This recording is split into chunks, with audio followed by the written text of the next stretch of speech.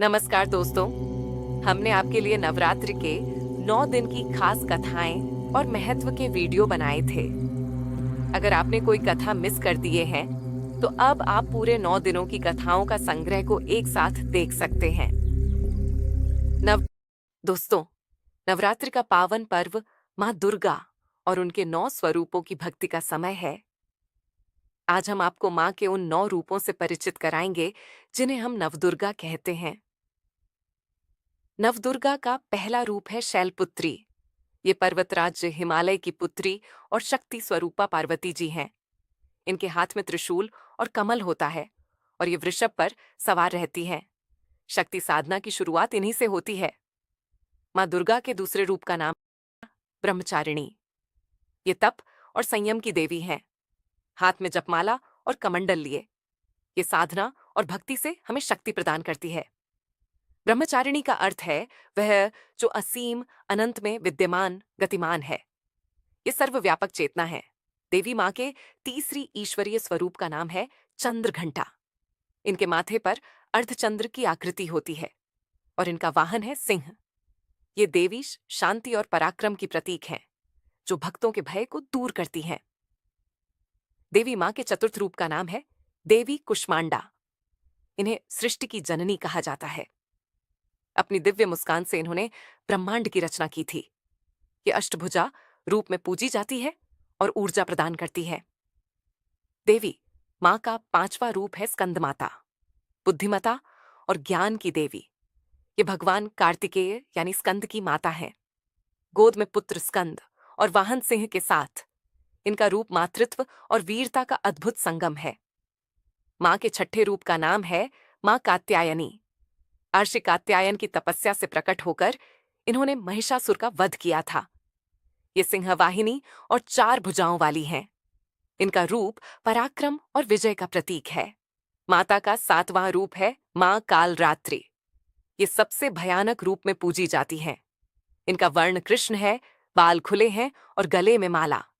ये दुष्टों का नाश करती हैं और भक्तों को निर्भय बनाती हैं। देवी माँ का 8वां रूप है माता महागौरी। इनका वर्ण श्वेत है और ये शांति, करुणा और पवित्रता की प्रतीक है। जो भी भक्त सच्चे मन से प्रार्थना करता है, माँ महागौरी उसकी सभी मनोकामनाएं पूर्ण करती हैं। माता का 9वां और अंतिम रूप है सिद्धिदात्री। ये सभी सिद्धियों की दात्री हैं। भक्तों को ज्ञान, भक्ति और अद्भुत शक्तियां प्रदान करती हैं। ये कमलासन पर विराजमान होती हैं और 4 भुजाओं से अलौकिक आशीर्वाद देती हैं। दोस्तों, यही है नवदुर्गा के 9 रूप। नवरात्रि में हर दिन एक स्वरूप की पूजा का महत्व है। भक्ति और श्रद्धा से यदि माँ को याद किया जाए तो जीवन से सभी दुख दूर हो जाते हैं। आइए आज पहले दिन की विशेषता पर प्रकाश डालते हैं। नवरात्रि के पहले दिन की देवी हैं माँ शैलपुत्री। इनका नाम पड़ा पर्वतराज हिमालय की पुत्री होने के कारण शैल यानी पर्वत और पुत्री यानी कन्या। लेकिन माँ शैलपुत्री की कहानी सिर्फ यहीं से शुरू नहीं होती। इसके पीछे एक बहुत गहरी कथा छिपी है। दोस्तों, पिछले जन्म में ये थी सती, राजा दक्ष की पुत्री और भगवान शिव की पत्नी। एक बार राजा दक्ष ने एक भव्य यज्ञ का आयोजन किया। सभी देवताओं और ऋषि मुनियों को आमंत्रित किया गया, लेकिन भगवान शिव को जानबूझकर नहीं बुलाया गया। सती ने जब यह सुना तो उनका मन विचलित हो उठा। शिवजी ने समझाया, सती, बिना बुलाए जाना अपमानजनक होगा। लेकिन सती ने पिता का घर समझकर जाने का निश्चय कर लिया। जैसे ही सती यज्ञ स्थल पर पहुंची, देवताओं के बीच सन्नाटा छा गया।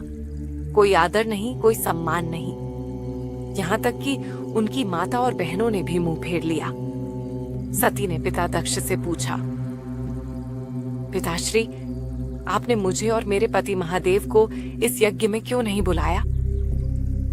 दक्ष ने अहंकार में उत्तर दिया, शिव, वह भस्म रमाने वाला, भूत प्रेतों संग रहने वाला योगी, वह इस यज्ञ योग्य नहीं। उसे मैं कभी सम्मान नहीं दूंगा। ये शब्द सुनते ही सती का हृदय अग्नि सा जल उठा। उनकी आंखें ज्वाला सी दहकने लगी। सभा को देखते हुए उन्होंने कहा, जिस सभा में मेरे पति का अपमान हो और उस सभा में मेरा शरीर उपस्थित हो, उस शरीर में रहना मेरे लिए अपमान है। अब इस देह को त्यागने के सिवा मेरे पास कोई मार्ग नहीं। इतना कहकर सती यज्ञ अग्नि में कूद पड़ी। पूरा यज्ञ स्थल शोक और भय से भर गया। देवताओं की सभा सन्नाटे में डूब गई। लेकिन कहानी यहीं खत्म नहीं हुई। सती ने पुनर्जन्म लिया, पर्वतराज हिमालय के घर। इस जन्म में वे शैलपुत्री के नाम से विख्यात हुईं। बाद में उन्होंने घोर तपस्या कर पुनः भगवान शिव को ही पति रूप में प्राप्त किया। मां शैलपुत्री का स्वरूप अत्यंत दिव्य है। उनके दाएं हाथ में त्रिशूल, बाएं हाथ में कमल है और वे नंदी बैल पर सवार रहती हैं। वे स्थिरता, साहस, भक्ति और आत्मबल की अधिष्ठात्री देवी मानी जाती हैं। नवरात्रि के पहले दिन मां शैलपुत्री की पूजा करने से जीवन में सुख, समृद्धि और अद्भुत शांति की प्राप्ति होती है। तो दोस्तों, इस नवरात्रि मां शैलपुत्री की आराधना करना बिल्कुल मत भूलिएगा। जय माता दी। नवरात्रि के दूसरे दिन मां दुर्गा के ब्रह्मचारिणी रूप की पूजा की जाती है। ब्रह्म का अर्थ है तप, ज्ञान और साधना तथा चारिणी का अर्थ है आचरण करने वाली। यानी मां ब्रह्मचारिणी तपस्या, संयम और साधना की देवी हैं। इनसे जुड़ी एक रोचक कथा भी है। पौराणिक मान्यताओं के अनुसार मां शैलपुत्री का जन्म पर्वतराज हिमालय के घर हुआ। बचपन से ही उनका मन भगवान शंकर की ओर आकृष्ट था। एक दिन जब महर्षि नारद माता के पास आए तो उन्होंने बताया, हे कन्या, आपका विवाह की स्वयं महादेव से होगा, परंतु उन्हें पति रूप में पाने के लिए आपको कठिन तप करना होगा। यह सुनकर माता ने कठोर व्रत और तपस्या प्रारंभ कर दी। पहले कई वर्ष तक केवल फल फूल खाकर रहीं, फिर अनेक वर्षों तक केवल शाक और पत्तियों पर जीवन व्यतीत किया। उसके बाद उन्होंने अन्न जल तक त्याग दिया। इतनी कठोर तपस्या की कि वे केवल कंकाल मात्र रह गईं। उनकी इस महान तपस्या से तीनों लोग प्रभावित हो गए।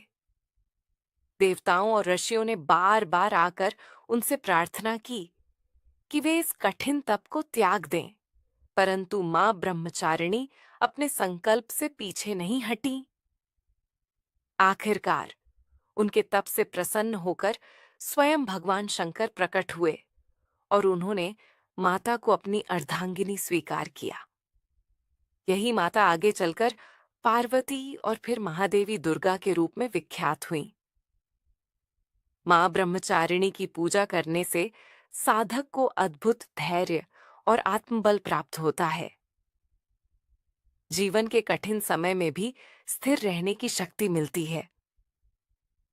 ये रूप हमें त्याग, संयम और तपस्या का महत्व सिखाता है। नवरात्रि के दूसरे दिन पूजित मां ब्रह्मचारिणी का स्वरूप बड़ा ही दिव्य और शांत होता है।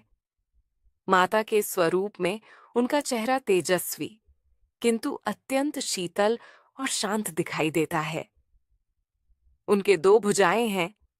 दाहिने हाथ में वे जपमाला धारण करती हैं, बाएं हाथ में कमंडल अर्थात जलपात्र रहता है।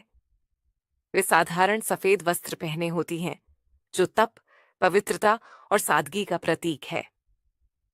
उनके चरण कमल के समान सुंदर हैं और उनके चारों ओर दिव्यता का प्रकाश फैला रहता है।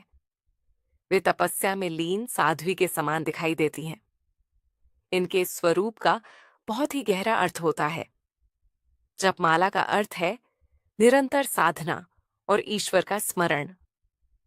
कमंडल संयम और तप का प्रतीक है। सफेद वस्त्र शांति और पवित्रता का संकेत है। उनके चेहरे पर जो मधुर मुस्कान है, वे यह संदेश देती है कि तप और धैर्य से हर कठिनाई को पार किया जा सकता है। इसीलिए नवरात्र के दूसरे दिन भक्तजन मां ब्रह्मचारिणी की पूजा कर यह संकल्प लेते हैं कि वे अपने जीवन में सच्चाई, संयम और भक्ति के मार्ग पर चलेंगे। नमस्कार दोस्तों, नवरात्रि का तीसरा दिन मां दुर्गा के चंद्रघंटा स्वरूप की पूजा अर्चना के लिए समर्पित है। मां का यह स्वरूप सौम्यता और वीरता दोनों का अद्भुत संगम है। अब हम मां चंद्रघंटा के स्वरूप का विस्तृत वर्णन करेंगे। मां का रंग स्वर्ण के समान उज्जवल है। इनके माथे पर अर्धचंद्र के आकार की घंटी विराजती है। इसी वजह से इन्हें चंद्रघंटा कहा जाता है। इनके पास 10 भुजाएं हैं और प्रत्येक हाथ में अलग अलग अस्त्र शस्त्र व कमल का पुष्प है। मां सिंह पर सवार होकर अपने भक्तों की रक्षा करती है। मां की स्वरध्वनि में इतनी शक्ति है कि उनके घंटे की आवाज से दुष्ट आत्माएं, राक्षस और नकारात्मक शक्तियां तुरंत भाग जाती हैं। परंतु क्या आप जानते हैं कि मां को चंद्रघंटा रूप क्यों लेना पड़ा? पौराणिक कथाओं के अनुसार माता पार्वती ने जब शिवजी को पति रूप में पाने के लिए घोर तपस्या की, तब शिवजी उनकी भक्ति से प्रसन्न होकर विवाह के लिए राजी हुए। लेकिन जब शिवजी बारात लेकर हिमालय के दरबार पहुंचे तो उनका रूप बेहद भयानक और विरक्त था। शरीर पर राख, गले में नाग, जटाजूट से ढका स्वरूप और बारातियों में भूत प्रेत, योगी साधु। यह दृश्य देखकर माता पार्वती के परिजन भयभीत हो गए। तब माता ने अपने आप को चंद्रघंटा रूप में प्रकट किया। इस दिव्य और सौम्य रूप से पूरे वातावरण में शांति और तेज छा गया। माता ने अपने स्वरूप से यह संदेश दिया कि शक्ति का असली स्वरूप संतुलन है, सौंदर्य और शांति के साथ साथ वीरता और शक्ति। इसके बाद भगवान शिव ने भी अपना भयंकर स्वरूप त्याग कर दूल्हे के रूप में दर्शन दिए और विवाह संपन्न हुआ। अब इस रूप के महत्व और साधना के बारे में सुनते हैं। मां चंद्रघंटा की पूजा से भय, संकट और नकारात्मक ऊर्जा दूर होती है। साधक के जीवन में साहस, आत्मविश्वास और शांति आती है।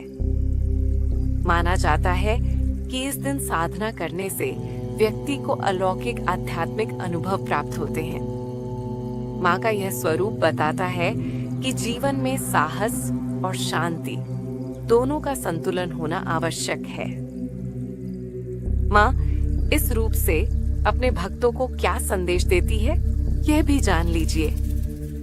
मां चंद्रघंटा हमें यह सिखाती है कि चाहे जीवन कितना भी कठिन क्यों ना हो, अगर हमारे भीतर धैर्य और साहस है तो हम हर समस्या पर विजय पा सकते हैं।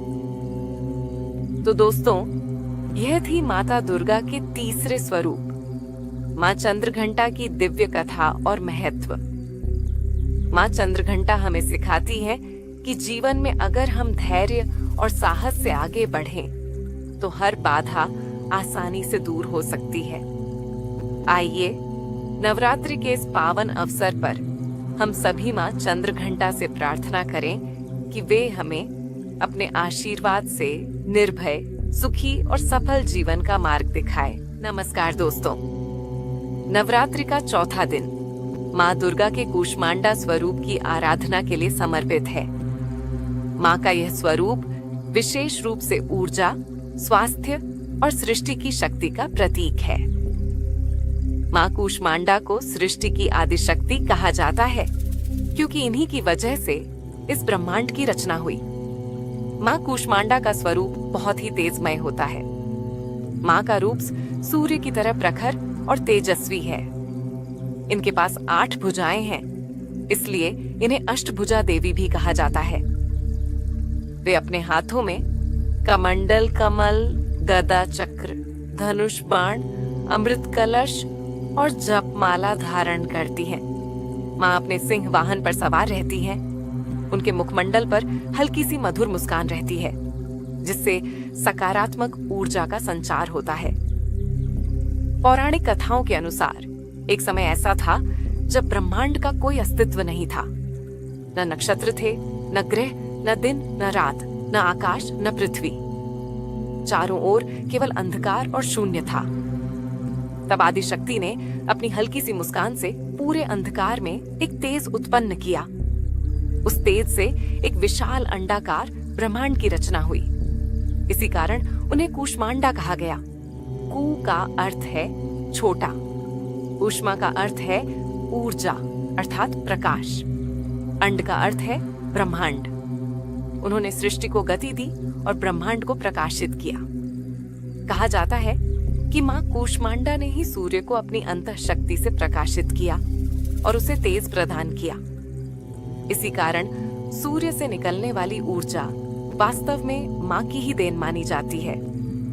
मां कूष्मांडा ही है जो हर जीव जंतु, पेड़ पौधे और समस्त चर अचर जगत को जीवन देने वाली ऊर्जा शक्ति की मूल स्रोत है। नवरात्रि के चौथे दिन का बहुत ही विशेष महत्व है। मां कूष्मांडा की पूजा से भक्त को आयु, आरोग्य और बल की प्राप्ति होती है। यह दिन विशेष रूप से उन लोगों के लिए फलदायी है जो अपने जीवन में ऊर्जा और आत्मबल की कमी महसूस करते हैं। ऐसा माना जाता है कि इस दिन श्रद्धा पूर्वक साधना करने से भक्त के जीवन से नकारात्मक ऊर्जा, रोग और दुख समाप्त हो जाते हैं। मां की कृपा से साधक को समृद्धि, यश और सुख की प्राप्ति होती है। नवरात्रि के चौथे दिन का शुभ रंग हरा है। हरा रंग जीवन, समृद्धि और सकारात्मकता का प्रतीक है। भक्त इस दिन हरे रंग के वस्त्र पहनकर मां की आराधना करें तो विशेष फल मिलता है। पूजा में मां को हरे वस्त्र, हरी चुनरी और हरे पुष्प अर्पित करना शुभ माना जाता है।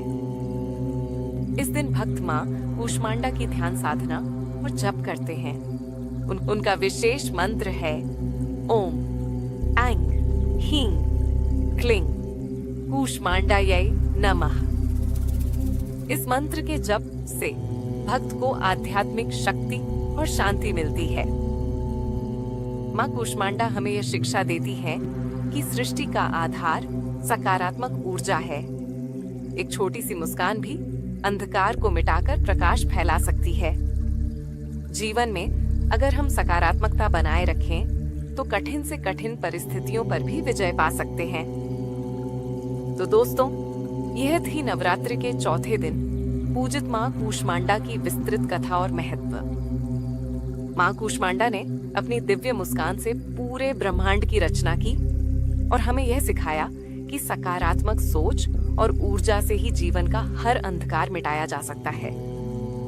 आइए इस नवरात्रि हम सब मां कूष्मांडा से प्रार्थना करें कि वे हमें स्वास्थ्य, ऊर्जा और समृद्धि का आशीर्वाद दें। आज हम बात करेंगे नवरात्रि के 5वें दिन की, जो मां स्कंद माता की पूजा को समर्पित है। नवरात्रि का 5वां दिन मां दुर्गा के स्कंद माता स्वरूप को समर्पित है। मां स्कंद माता भगवान कार्तिकेय, जिन्हें स्कंद भी कहते हैं, की माता हैं। इनका स्वरूप अत्यंत दिव्य और मनमोहक है। मां की 4 भुजाएं हैं। 2 भुजाओं में कमल पुष्प सुशोभित रहते हैं। एक हाथ से मां भक्तों को आशीर्वाद देती है और एक हाथ में अपने पुत्र स्कंद को गोद में धारण करती है। मां सिंह पर विराजमान रहती हैं और कमल पर आसन ग्रहण करती है। इस कारण इन्हें कमलासना देवी भी कहा जाता है। पौराणिक कथाओं के अनुसार एक समय ऐसा आया जब असुरों का अत्याचार चरम पर पहुंच गया। असुरों का राजा तारकासुर बड़ा ही पराक्रमी और अहंकारी था। उसने कठोर तपस्या करके भगवान शिव से यह वरदान पाया था कि उसका वध केवल भगवान शिव के पुत्र के हाथों ही होगा। उसे विश्वास था कि भगवान शिव कभी विवाह नहीं करेंगे, इसलिए उनका पुत्र भी नहीं होगा। इस अहंकार के बल पर उसने तीनों लोकों पर अधिकार कर लिया और देवताओं को कष्ट देने लगा। देवगण ब्रह्मा जी और विष्णु जी के पास पहुंचे और सहायता मांगी। तब सभी ने मिलकर भगवान शिव और माता पार्वती का विवाह करवाया। विवाह के पश्चात मां पार्वती ने एक दिव्य पुत्र को जन्म दिया, जो आगे चलकर स्कंद अर्थात कार्तिकेय कहलाए। यही बालक देवताओं की सेना के सेनापति बने। स्कंद ने बचपन में ही अपनी अद्भुत शक्ति और पराक्रम से असुरों को पराजित कर दिया और तारकासुर का वध किया और देवताओं को उनके भय से मुक्त कराया। जब मां पार्वती अपने पुत्र स्कंद को गोद में लेकर प्रकट हुई तो उनका यह स्वरूप स्कंद माता कहलाया। मां स्कंद माता को अत्यंत करुणामयी और दयालु माना जाता है। भक्तों की सच्ची प्रार्थना मां तुरंत सुन लेती है और उन्हें आशीर्वाद देती है। मां की पूजा से संतान सुख की प्राप्ति होती है। संतान की रक्षा और उन्नति के लिए विशेष रूप से मां स्कंद माता की आराधना की जाती है। भक्त को आत्मिक शांति, बुद्धि और विवेक की प्राप्ति होती है। नवरात्रि के 5वें दिन प्रातः स्नान करके स्वच्छ वस्त्र धारण करें। इस दिन पीले या नारंगी रंग के वस्त्र पहनना शुभ होता है। मां को पीले फूल अर्पित करें और केले का भोग लगाएं। ओम देवी स्कंद मातायै नमः मंत्र का जप करते हुए मां की आराधना करें। धूप दीप और नैवेद्य अर्पित कर मां से आशीर्वाद प्राप्त करें। मां स्कंद माता केवल संतान सुख ही नहीं देती, बल्कि भक्त को मोक्ष और परम शांति का मार्ग भी दिखाती है। भक्त की हर मनोकामना पूर्ण होती है और जीवन में सुख समृद्धि आती है। दोस्तों, नवरात्रि के 5वें दिन मां स्कंद माता की पूजा करके हम न केवल संतान सुख पाते हैं, बल्कि जीवन में शांति और मोक्ष का मार्ग भी प्राप्त करते हैं। मां दुर्गा के छठे स्वरूप मां कात्यायनी की आइए जानते हैं उनकी जन्म कथा, स्वरूप, महत्व और पूजा नवरात्रि का। छठा दिन माता दुर्गा के छठे स्वरूप मां कात्यायनी को समर्पित है। मां का यह रूप शक्ति, साहस और विजय का प्रतीक माना जाता है। पौराणिक कथाओं के अनुसार बहुत समय पहले महर्षि कात्यायन कठोर तपस्या और भक्ति में लीन थे। उनका एक ही उद्देश्य था, जगत में धर्म की स्थापना और अधर्म का नाश करना। महर्षि ने वर्षों तक कठोर साधना की। उनके आश्रम की शांत भूमि में सिर्फ मंत्रों की आवाज गूंजती थी। एक दिन महर्षि ने अपने हृदय से देवी आदिशक्ति से प्रार्थना की, हे जगत जननी, कृपया मेरे घर पुत्री के रूप में जन्म लें और इस संसार में धर्म की रक्षा करें। देवी उनकी भक्ति और तपस्या से अत्यंत प्रसन्न हुई। उन्होंने महर्षि कात्यायन को वचन दिया, हे ऋषि, मैं आपके घर जन्म लेकर अधर्म का नाश करूंगी और धर्म की स्थापना करूंगी। इस प्रकार जन्मी कात्यायनी माता महर्षि कात्यायन की पुत्री। उनका रूप तेजस्वी और दिव्य था और पूरे आश्रम में उनका जन्म सुनकर सभी ऋषि मुनियों ने प्रसन्नता व्यक्त की। काल के इसी चक्र में महिषासुर ने भी कठोर तपस्या की। महिषासुर एक असुर, वह आधा भैंसा अर्थात महिष और आधा मानव था, इसीलिए उसका नाम पड़ा महिषासुर। उसने कठोर तपस्या करके ब्रह्मा जी से वरदान मांगा कि उसे कोई देवता या असुर न मार सके। ब्रह्मा जी ने उसे यह वरदान दिया, लेकिन शर्त यह थी कि कोई स्त्री उसे मार सकती है। महिषासुर को लगा कि कोई स्त्री तो उसे कभी नहीं हरा पाएगी, इसीलिए वह अहंकारी हो गया। वरदान मिलते ही महिषासुर ने तीनों लोकों में आतंक मचा दिया। उसने स्वर्ग पर कब्जा कर लिया और देवताओं को निकाल दिया। देवताओं ने मिलकर त्राही त्राही मचाई और सब ब्रह्मा, विष्णु और शिव के पास पहुंचे। तब त्रिदेवों ने अपनी शक्तियों का संयोग किया। उनके तेज से महर्षि कात्यायन की पुत्री को दिव्य शक्ति प्राप्त हुई। अब देवी कात्यायनी में त्रिदेवों की शक्ति, साहस और पराक्रम समाहित था। बाकी देवताओं ने भी अपनी अपनी शक्तियां और शस्त्र मां कात्यायनी को भेंट की। शिव जी ने त्रिशूल दिया, विष्णु जी ने सुदर्शन चक्र दिया, इंद्र ने वज्र और ऐरावत हाथी भेंट किया, वरुण ने शंख, अग्नि ने भाला, तो यम ने कालदंड अर्थात गदा भेंट किया। वायुदेव ने धनुष बाण, कुबेर ने अमोघ खड्ग अर्थात तलवार, विश्वकर्मा ने विविध प्रकार के कवच, आभूषण और अन्य शस्त्र दिए। हिमालय ने माता के लिए सिंह वाहन भेंट किए। समुद्र ने लाल वस्त्र और आभूषण, सिंह पर विराजमान माता सिंह वाहिनी 10 भुजाओं वाली असंख्य दिव्य अस्त्र शस्त्रों से सुसज्जित थीं। उन्होंने महिषासुर का सामना करने का निश्चय किया। माता का रूप इतना तेजस्वी और अद्भुत था कि आसपास की वायु भी शांत हो गई। देवता और ऋषि उनके शक्ति स्वरूप को देखकर मंत्रमुग्ध हो गए। महिषासुर और देवी कात्यायनी के बीच कई दिनों तक भयंकर युद्ध हुआ। कभी महिषासुर भैंसे का रूप लेता, कभी शेर, कभी हाथी, कभी मानव, लेकिन देवी कात्यायनी हर रूप में उसे परास्त करती रही। अंत में जब महिषासुर भैंसे के रूप में था, मां कात्यायनी ने त्रिशूल से उसे घायल किया और सिर काटकर उसका वध कर दिया। इस प्रकार तीनों लोगों को उस असुर के आतंक से मुक्ति मिली। इसी कारण उन्हें असुर नाशनी भी कहा जाता है।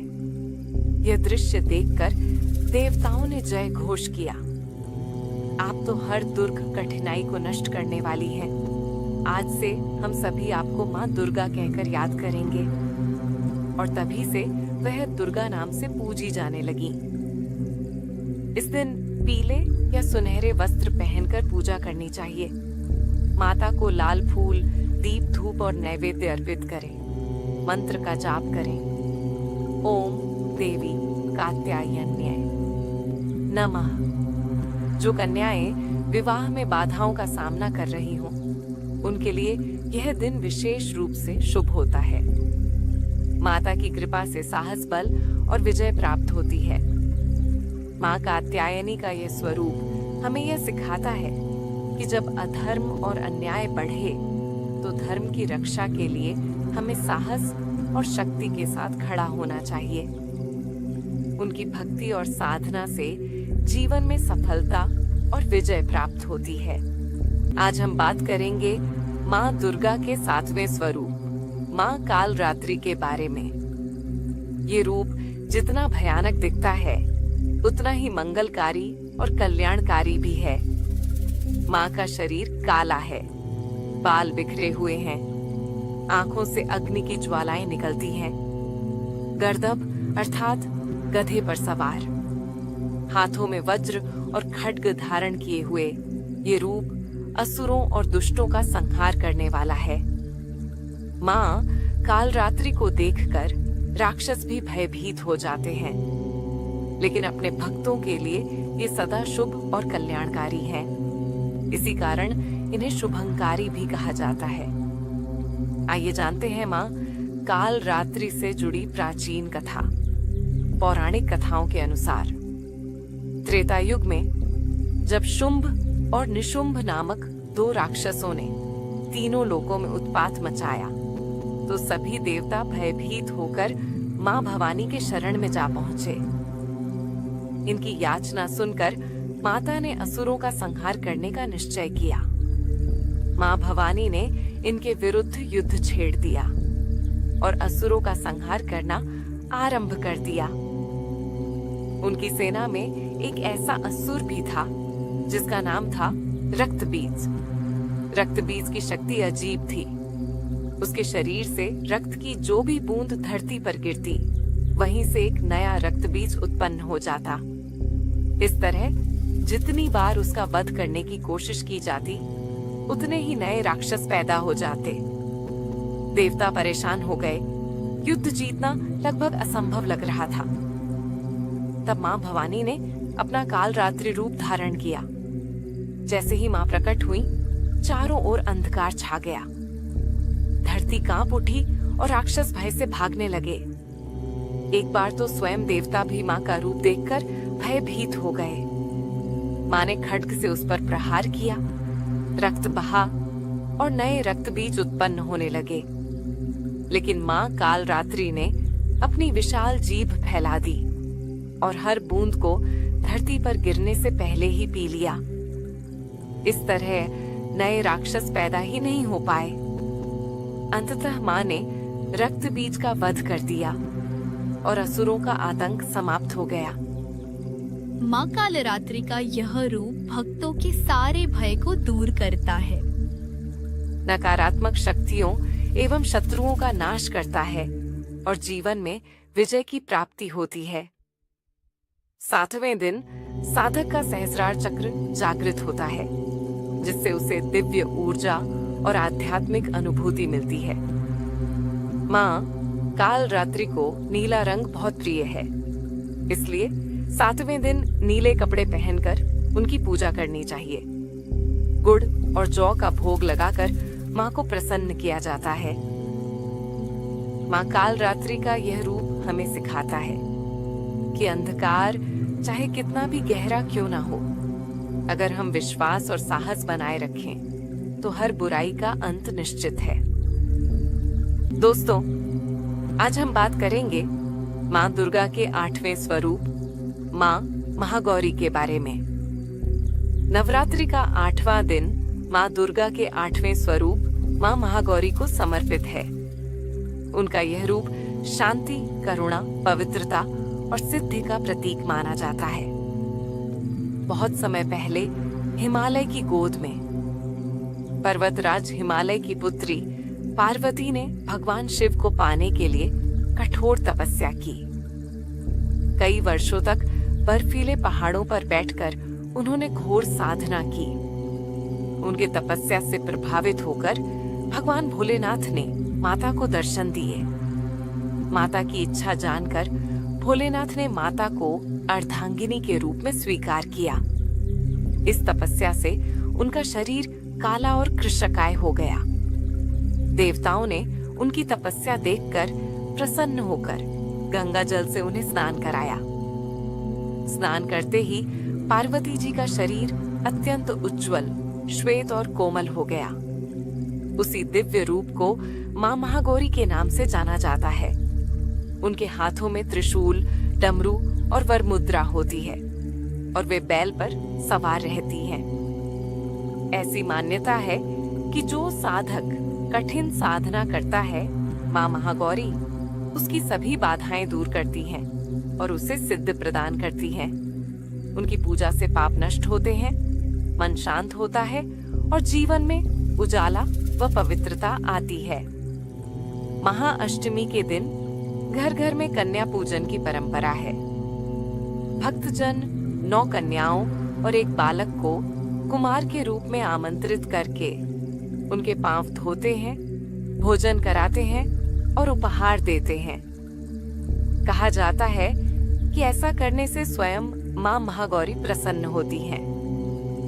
इस दिन सफेद कपड़े पहनना, सफेद पुष्प चढ़ाना और मां को हलवा, पूड़ी, चने का भोग अर्पित करना शुभ माना जाता है। अष्टमी के दिन मां महागौरी का यह मंत्र जपा जाता है, ओम देवी महागौर्यै नमः। उनकी उपासना से घर में सुख, समृद्धि और शांति आती है और साधक को उसके कर्मों का शुभ फल मिलता है। मां महागौरी का यह स्वरूप हमें यह सिखाता है कि कठिन तपस्या और सच्चे प्रयास से ही पवित्रता, सफलता और सिद्धि प्राप्त होती है। उनकी कृपा से जीवन का अंधकार मिटकर उजाला आता है।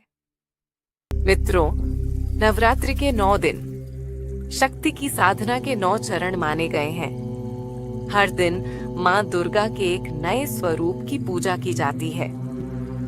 पहले दिन माँ शैलपुत्री से लेकर 8वें दिन माँ महागौरी तक भक्त माँ के अलग अलग रूपों की साधना करके अपने जीवन में शक्ति, भक्ति और ज्ञान का संचार करते हैं। और 9वें दिन यानी नवरात्रि के अंतिम दिन भक्तजन माँ सिद्धिदात्री की पूजा करते हैं। माँ सिद्धिदात्री का स्वरूप अति दिव्य और अद्भुत है। वे 4 भुजाओं से युक्त हैं। एक हाथ में शंख, दूसरे में चक्र, तीसरे में गदा और चौथे हाथ में कमल का पुष्प है। उनका आसन कमल है और उनके साथ शेर भी जुड़ा हुआ है। माँ का चेहरा असीम करुणा और कृपा से भरा हुआ दिखाई देता है।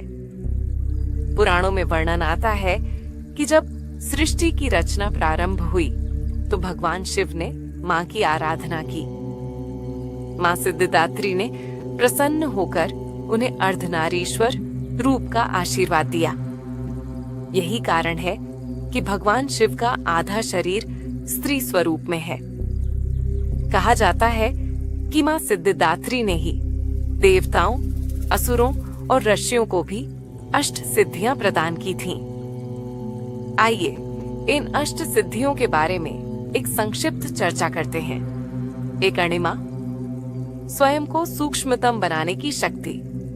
2 महिमा, स्वयं को अत्यधिक विशाल बनाने की शक्ति। 3 गरिमा, स्वयं को अत्यधिक भारी बनाने की शक्ति। 4 लघिमा, स्वयं को अत्यधिक हल्का बनाने की शक्ति। 5 प्राप्ति, इच्छित वस्तु तक पहुंचने की शक्ति। 6 प्राकाम्य, मनचाही वस्तु को प्राप्त करने की शक्ति। 7 ईशित्व, दूसरों पर शासन करने की शक्ति।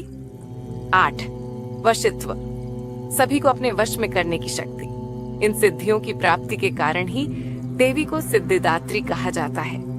माता के इस स्वरूप की पूजा का भी अपना ही महत्व है। नवरात्रि के 9वें दिन की पूजा को संपूर्ण नवरात्रि साधना का फल माना जाता है। भक्त इस दिन माँ की पूजा करके भौतिक सुख, मानसिक शांति और आध्यात्मिक उन्नति तीनों का आशीर्वाद प्राप्त करते हैं। इस दिन विशेष रूप से कन्या पूजन का महत्व है। भक्त 9 कन्याओं और एक छोटे बालक को भोजन कराते हैं। उन्हें नए वस्त्र, फल, दक्षिणा देकर आशीर्वाद लेते हैं। कहा जाता है कि कन्याओं में स्वयं मां दुर्गा का वास होता है। 9वें दिन भक्त प्रायः बैंगनी अर्थात जामुनी रंग के वस्त्र पहनते हैं। यह रंग आध्यात्मिक शक्ति और भक्ति का प्रतीक है। इस दिन मां को नारियल, हलवा पूरी चना और लाल फूल अर्पित किए जाते हैं। इनका भोग लगाने के बाद भक्त इस प्रसाद को कन्याओं को खिलाते हैं और फिर स्वयं ग्रहण करते हैं। नवमी के दिन सुबह जल्दी उठकर स्नान करें और घर के मंदिर को शुद्ध करें।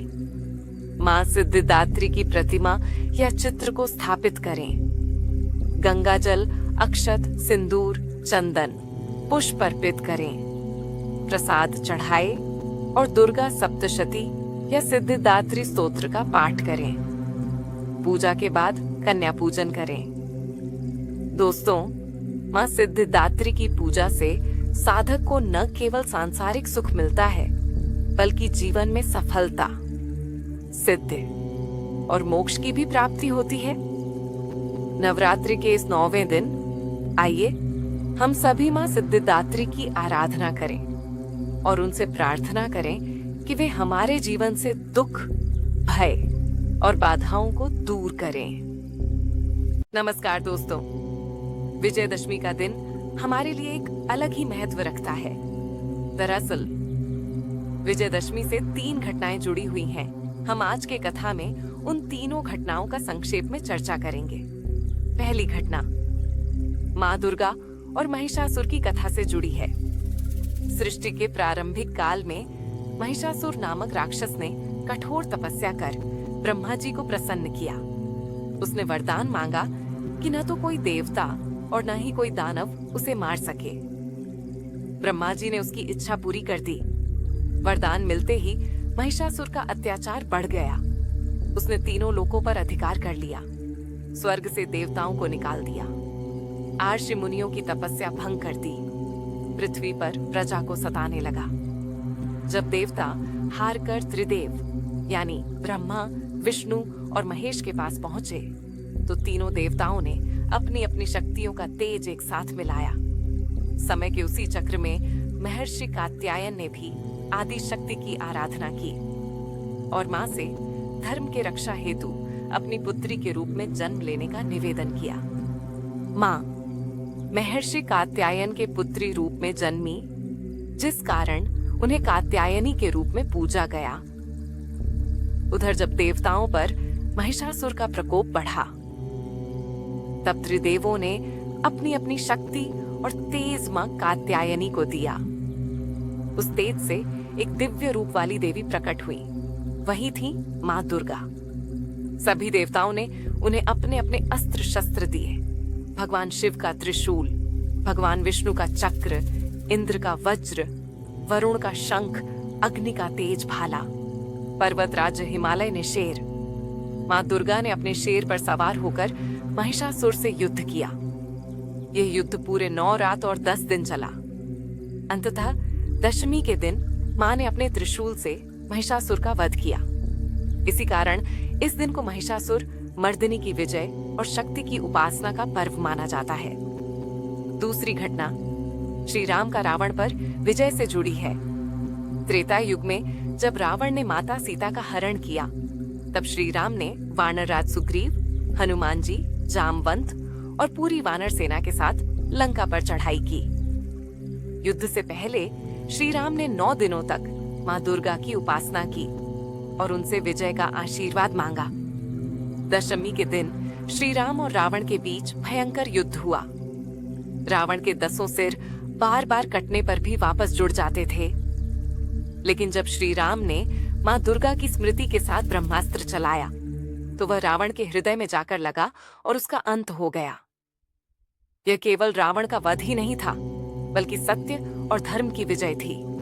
इसी कारण इस दिन रावण दहन कर बुराई के अंत और अच्छाई की जीत का संदेश दिया जाता है। तीसरी घटना अज्ञातवास के दौरान पांडवों और शमी के वृक्ष तथा पांडवों के शस्त्र पूजन से जुड़ी है। महाभारत काल में जब पांडव वनवास और अज्ञातवास में थे तो उन्होंने अपने अस्त्र शस्त्र एक शमी के वृक्ष में छिपा दिए थे। 1 वर्ष का अज्ञातवास पूरा होने के बाद दशहरे के दिन उन्होंने उस शमी वृक्ष से अपने शस्त्र निकाले। पांडवों ने सबसे पहले उन शस्त्रों की पूजा की और विजय का संकल्प लिया।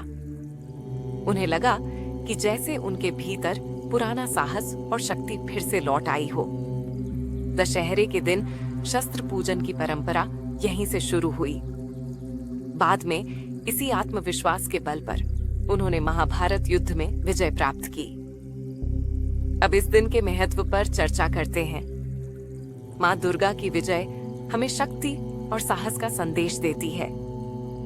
श्री राम की विजय हमें धर्म और मर्यादा का पालन सिखाती है। पांडवों का शस्त्र पूजन हमें आत्मबल और संकल्प की प्रेरणा देता है। इसीलिए विजयादशमी को हर दृष्टि से सत्य और धर्म की जीत का दिन माना जाता है। अगर आपको हमारी यह कथा अच्छी लगी हो तो वीडियो को लाइक और शेयर करना बिल्कुल न भूलें। और हाँ, हमारे चैनल को सब्सक्राइब जरूर करें ताकि आने वाली धार्मिक और प्रेरणादायक कथाएं सबसे पहले आप तक पहुंचे। जय माता दी, जय श्री राम।